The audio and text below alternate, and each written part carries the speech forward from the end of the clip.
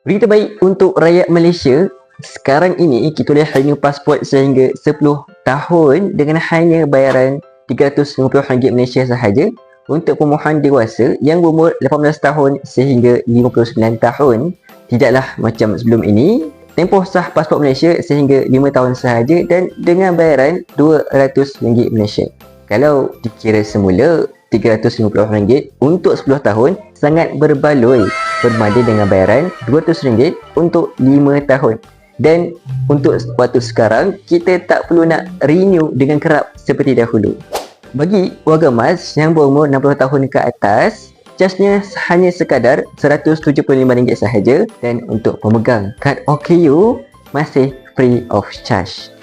Jadi, anda semua akan terus pilih 10 tahun atau masih selesa dengan tempoh yang lebih pendek? Boleh bagi pendapat di ruangan komen.